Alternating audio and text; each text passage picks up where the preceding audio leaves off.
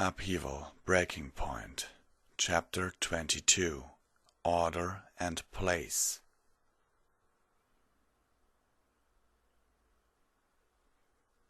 The following morning found Rainbow Dash making good time towards the plaza. She had explored all of the places she had been instructed to yesterday. She had even got in an hour of target practice, getting a good feel of shooting with her crossbow. She thought she did pretty good. She was no crack shot, but not bad for her first day. "Don't pat yourself on the back yet, recruit," the reconnaissance officer had told her. "Your real targets won't be made of wood." For today, Rainbow was hoping to improve her aim. She had her leather barding on, with her crossbow strapped to her harness, just like Scarlet had told her, as well as a case full of bolts strapped to her side. To her surprise, her fellow recruits were not lined up by the firing range. Instead, they were clustered over to the side of one building and looking at its wall. She flew over to check what was the commotion about. It turned out that they were looking at several papers that had been posted on the wall. "What's going on?" she asked a nearby recruit. "They've finished assigning us to the different flights," the recruit answered. "What does it mean?" "Yesterday was an assessment period. Didn't you see the flight captains watching us while we were practicing flying and shooting?" Rainbow shook her head. "I was out scouting places," she said. "Wait a minute, does that mean that every pony has been scouted out by the flight captains and I didn't get to show my stuff?" The recruit shrugged his shoulders. "Looks that way," he said. "You may as well check the posts for your name." Rainbow Dash squeezed through the throng of gathered Pegasi until she got close enough to the list. Each posted paper had the name of a flight with a list of names of those who were assigned to it. Rainbow Dash felt a sense of excitement as she scanned the papers. Each flight had a cool name: Flight Bladefeather, Flight Frostshear, Flight Storm Dawn. Her gaze shifted from name to name, eager to find hers. Finally, after being jostled about a bit, she found it. Flight Dreadwing, Rainbow Dash. There were other names in the list, but Rainbow didn't notice. Dreadwing, that sounded cool. She hoped that they had cool outfits as well. She squeezed her way out of the gathered crowd with barely contained excitement. As soon as she was free, however, she found herself face to face with Scarlet Rabbit. "Did you find out which flight you were assigned to?" Scarlet asked. "Yeah," Rainbow answered. Her excitement was mixed with a little annoyance. She hadn't forgotten yesterday's race and Scarlet's self-hobbling. "Flight Dreadwing." The grin disappeared from Scarlet's face, replaced by a look of concern with a touch of nostalgia. "Dreadwing, huh?" he replied. "That's Tailwind's flight." Rainbow Dash's eyes widened. "Tailwind?" she asked. "As in Vanguard's mom, Tailwind?" Before Scarlet could answer, a familiar voice came from behind him. "That's Flight Captain Tailwind for you, recruit." Rainbow looked past Scarlet and, sure enough, found Flight Captain Tailwind walking towards them. The bluish-white Pegasus had a smile on her face as she approached her flight's newest member, a smile that conveyed more anticipation than actual joy. "Come along, Rainbow Dash. The rest of your fellow recruits are already waiting," Tailwind said. Scarlet gave a salute, then flew off, leaving Rainbow to follow behind her new flight captain. "I traded that fall of a neck wing slice 3 recruits to get you, Rainbow Dash," Tailwind said as they flew towards the northern end of the city. "You better prove me smart." "Why would you do that?" Rainbow Dash asked. "I didn't even get to show my stuff during the assessment day." Tailwind glanced back at her with a knowing look. "Oh, but you did," she said. "I watched your little race with Scarlet. Impressive, I must say." "I lost that race," Rainbow muttered. It didn't matter. Tailwind heard her anyway. "It's assessment," Tailwind said. "It's not a matter of winning or losing. You did well as Scarlet when he was starting off." "Really?" Rainbow asked. "I would know." Tailwind grinned as she looked back at her again. "He was Flight Dreadwing before he was transferred to Special Operations." Rainbow felt more of her confidence returning. "Then it's only a matter of time," she said. "It's going to take more than time, you fool," Tailwind said. She stopped mid-flight so abruptly that Rainbow Dash flew past her, before stopping and double-backing. "You're fast, Rainbow Dash, but you're arrogant and you lack discipline." Tailwind hovered over to Rainbow and looked her in the eye. "You swallowed my stupid son's bait like it was grade A winter moss, then proceeded to challenge the fastest Pegasus in the Northern Legion before you could even get used to your new barding and equipment's weight, and without even observing him to gauge his abilities. There's brave and there's reckless. Here in the Legion we honor the brave and turn the reckless into cautionary tales for the next bunch of recruits." Tailwind's eyes narrowed while her lips curved into a slight smile.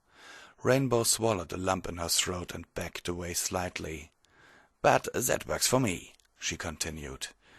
"I can't make natural talent grow where there's none, but I'm confident in my ability to beat discipline into a promising recruit. Literally, if I have to." With that, Tailwind flew ahead, leaving Rainbow Dash to hover there, wondering what she had just gotten herself into. "Let's go, Rainbow Dash. You're going to love it in my flight," Tailwind called out after her. For Sharpfangs, feeding the Legion had always been among the most underappreciated jobs for a Legionnaire. Even in the best circumstances, it was still a hectic job. Legionnaires were not picky with their food. They may complain and joke about it, but they ate what was provided. They needed a lot, however, and they needed it quickly. Empty bellies were a disaster in a battle, and it fell to Logistics' Kitchen Division to prevent that. Supplies had to be regulated and the commissary stocked. And that was during the best circumstances, which they certainly weren't experiencing at the moment. It was only during the attack, when they were evacuating the fort, did they notice that a large amount of their supplies had been ruined. Not only that, the kitchen staff itself didn't escape without casualties.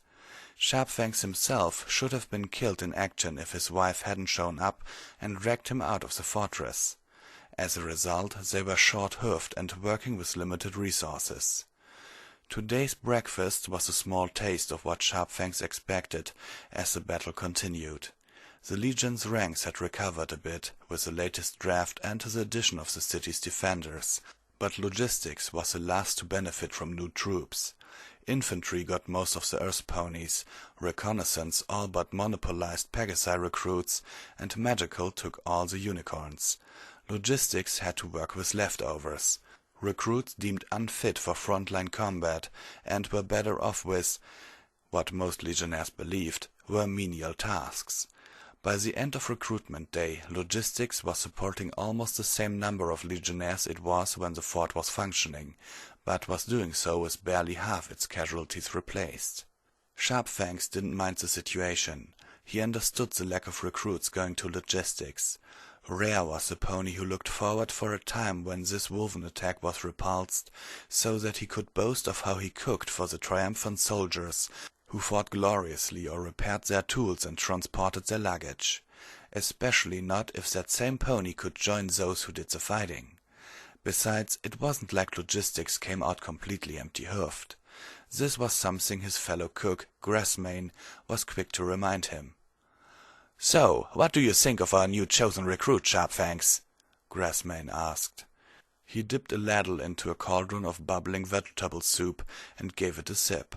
Frowning, he turned around and grabbed some pepper from a nearby cupboard. "She looks like a hard worker," Sharpfangs replied while slicing up some fruits. The fresh fruits were the first to go. Winter would soon force them to rely on preserved goods. He eyed the recruits that Grassmane mentioned, a pink-coated pony who had just been assigned to their kitchen this morning. The balloons that marked her flank was a curious sight, curious enough to make him almost forget that it was rude to stare at a mare's flank, and that Tailwind would kick his if she saw him. Recruit Pinkie Pie, as she had enthusiastically introduced herself, handled a mound of dough with practiced ease and enthusiasm. She presented a stark contrast to the other cooks around her, who moved mechanically in their duties. Having been informed that she used to live with bakers back in the Heartland, Head Chief Fullblanche had assigned her with baking duty. While Sharpfangs agreed with the decision, especially now that he saw how well she did, there was something else that concerned him. Pinkie Pie worked with an unusual amount of cheer for a recruit that had just been transferred to Kitchen Division. Most of the time recruits assigned here worked glumly, as if their transfer was a punishment instead of an assessment of how they could best serve the Legion. Not so recruit Pinkie Pie. She didn't walk to her station, she bounced towards it. Sharpfangs found the gusto by which she went about her new duties a little cute and refreshing, a small reminder that what he and his fellows here in the kitchen did was just as important as routing a wolven attack. As she worked, she also hummed some sort of lively tune that he found himself tapping a hoof to. In there lay a brewing problem. Pinkie's fellow worker at the bread station was a burly earth stallion almost twice her size called Graveleaf. He was a transfer from the Western Legion, who served in infantry until he was caught in a blizzard and lost one of his hind legs to frostbite. Graveleaf had no intention of retiring and worked with Kitchen Division, relying on a wooden leg to help him hobble about. He was a hard worker, although his bread tended to be on the tough side due to the force by which he prepared his dough. Unfortunately, he was a bit antisocial. Sharpfangs and the senior members of the kitchen got along well with him, but his silent, intimidating demeanor and his battle-hardened, scar-covered visage intimidated most recruits. 3 recruits that had been transferred to the Kitchen Division had asked for a transfer to other logistics divisions after a few days of having to work next to him. Pinkie didn't seem the least bit intimidated by sharing a station with him. She bounced around their workplace and all around him while humming. Sharpfangs kept an eye on the two while he prepared the meals assigned to him. The Chosen were friends with his son, and he thought that he should, at least, try to step in should Graveleaf turn on Pinkie Pie and pound her out like one of his dough mounds for being so lively. Sure enough, some time passed, and the normally stoic Graveleaf was looking a little distracted. He glanced at Pinkie briefly as he worked on some more dough. Sharpfangs edged a little closer to their station. Next to him, Grassmane seemed to have noticed as well. A few more tense moments passed, then Graveleaf approached Pinkie while she was watching a batch of bread loaves begin to rise. "Recruit?" Graveleaf's gravely voice quickly caught Pinkie's attention. She turned around curiously and looked up at him. "Yes?" Pinkie asked. "What is that ridiculously catchy tune you keep humming?" Graveleaf asked. "Is that some kind of ritual humming you Chosen do?" "Ritual?" Pinkie asked with a smile. "Oh, no, it's my Legion bread-baking song. It's a work in progress, though." "Does it have words to go along with?" "Sure." Sharpfangs noticed Full Blanche raise his head from the main station. It seemed that the head chef had been keeping an eye on them as well. "Well, don't short us with the watered-down version, recruit," Full Blanche called out. "Let's hear the entire thing."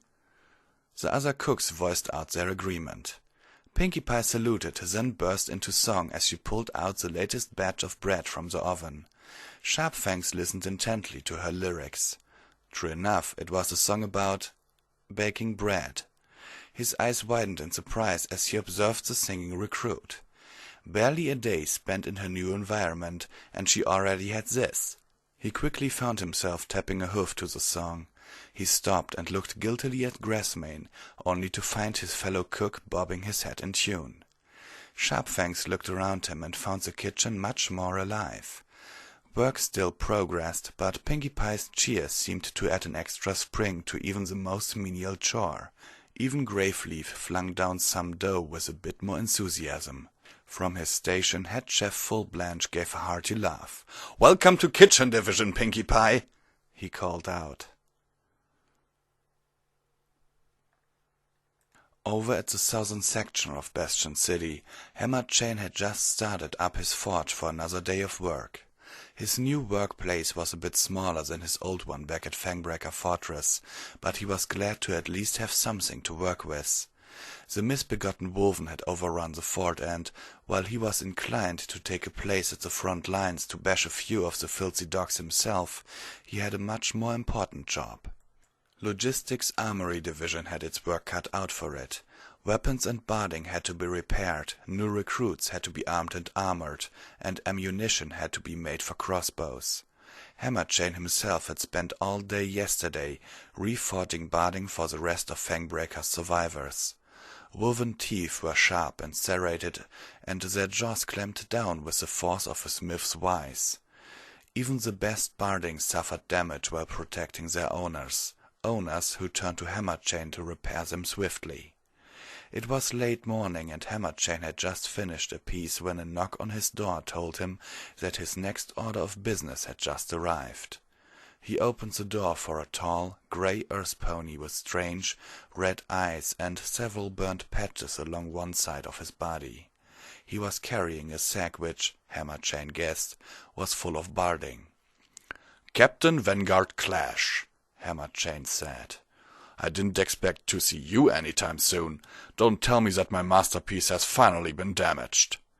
Vanguard gave a worried smile and handed the sack over to Hammerchain.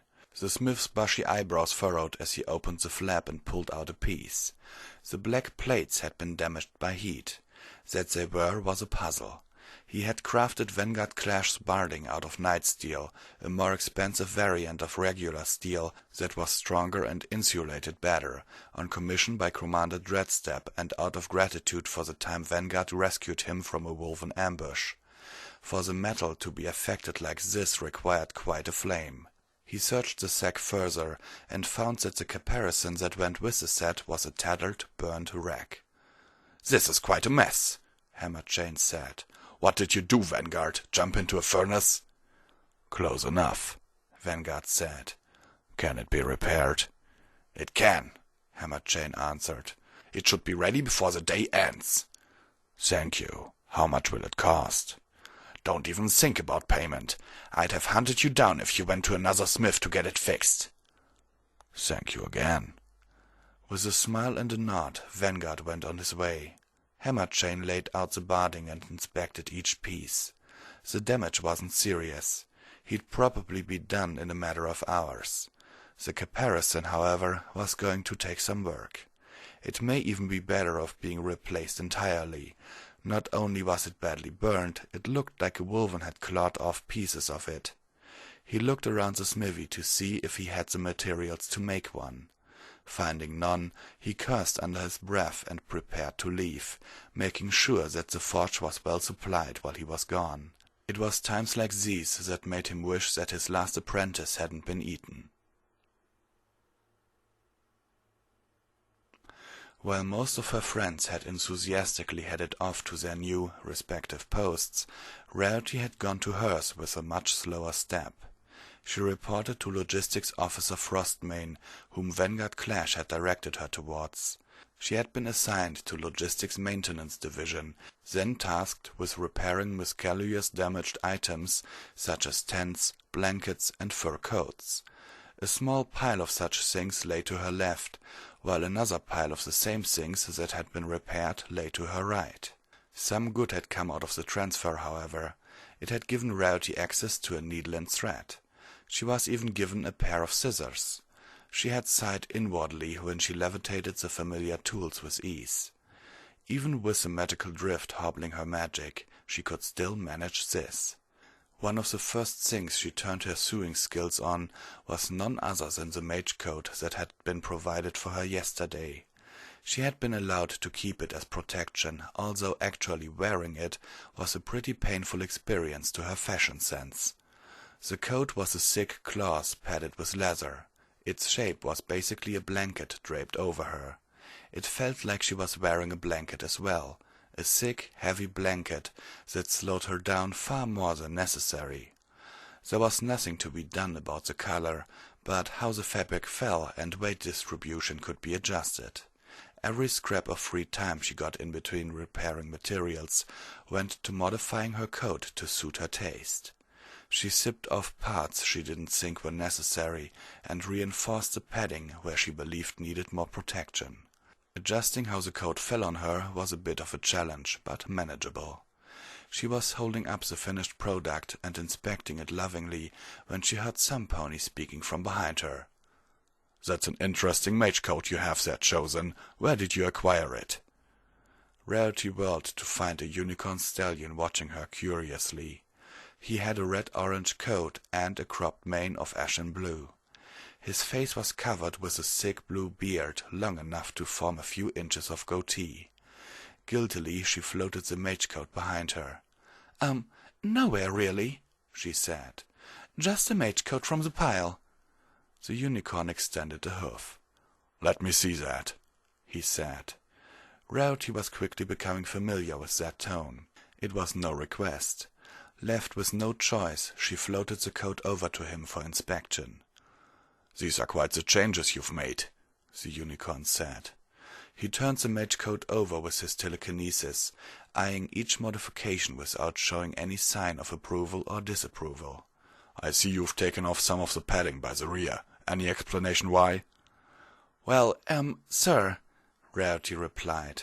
She wasn't sure how to address this unicorn. He looked like a senior legionnaire, so she decided to stay humble and respectful. When I saw the woven attack in Fangbreaker, I noticed that they prefer to lunge at the throat or jump on the back instead of going for pony's heels, so I took away most of the padding in that area to reinforce those areas. It also gives the wearer more ability and leaves the hind legs free to buck in case of an emergency. True, the unicorn said. He returned the mage coat to Rarity and began to eye her instead of the coat. What are you doing here, recruit? I've been tasked with mending these things, Rarity answered and gestured to the piles to her sides. Am I in trouble, sir? She asked.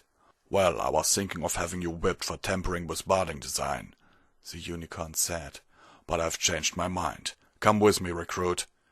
He walked off, leaving Rarity to follow behind. Rarity quickly noticed that they were heading for the maintenance officer's office. Once they got there, the unicorn flung the door open and, without any preamble, grabbed Rarity by a foreleg and dragged her to his side. Half-Stitch, this recruit tells me that she patches up tents and coats for your division. Is this true? He asked. Half-Stitch, a lean, grizzled earth pony with a purple coat, with a deeper purple mane, frowned at the sight of Rarity. She shrank a little as he put her under his disapproving scrutiny. It's true, he said. What's the matter? Was she lying about somewhere? The spoiled chosen. It's a whipping post if that's... You mule-headed fool! This mare's too valuable to be patching up random holes in a corner. I want to transfer to Armory Division under me. Though he looked offended, Half-Stitch leaned forward from his desk and looked shrewdly at the unicorn. I don't know, Hammerchain. This recruit's pretty valuable. It's not like we got a bunch of them from yesterday's draft. Hammerchain snorted. How about I give you that harness you've been eyeing in my shop yesterday? Half-Stitch grinned and stood up. I'll get the paperwork ready, he said. Hammerchain grinned as well and looked at Rarity. Good. Come with me, recruit. A few minutes passed and Rarity found herself inside a small smithy.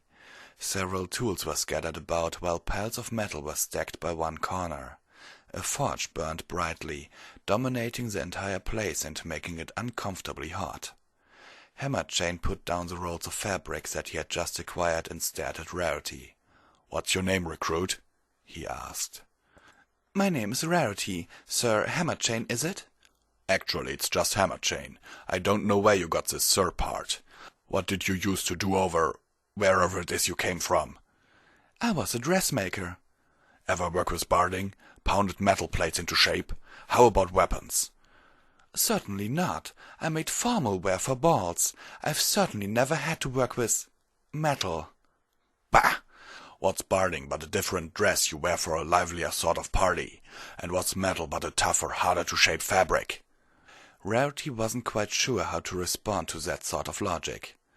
Tell you what, Rarity, you've just been transferred to Armory Division as my apprentice. I'll let you deal with mage coats and leather barding while we work. Then we'll scrape every bit of time we get out of this war to teach you how to work with metal. Does that sound good to you? Yes. Yes, it certainly does, Rarity said.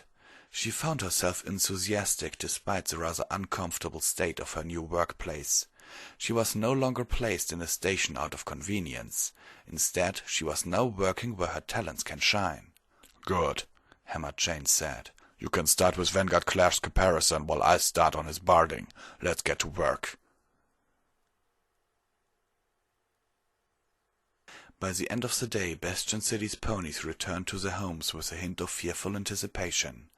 Reports of the Woven army being spotted by Pegasus scouts were now widespread. It was only a matter of time until they had to deal with an attack. The last few wagons of supplies made their way through the city's southern gates. There would be no more trade from the southern cities until the Woven were repulsed to make sure that wagons were not ambushed. Supplies would have to come by air soon. It was then that the collective fears of an entire city manifested in form of a horn sounding off. Every pony knew what the sound meant, even though most of the citizens had just heard it for the first time. The first Woven had just appeared over the horizon. Panicked citizens rushed to their homes, dragging their children inside with them. Cries of fear filled the air while legionnaires rushed about to occupy their posts. Commander Dreadstep's office was quickly flooded with reports. The same issues resurfaced. Some preparations were still underway, some units were under-equipped, the recruits were far from battle-ready. "The Woven won't attack immediately after a long march," Dreadstep told his officers. "Squeeze every second for all of it's worth. Expect them to begin siege preparations as soon as they come close enough."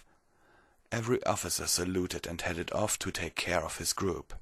Dreadstep leaned on his desk and folded his forelegs in front of him. "This is the second time," he thought. "The Woven won't catch me slacking off this time."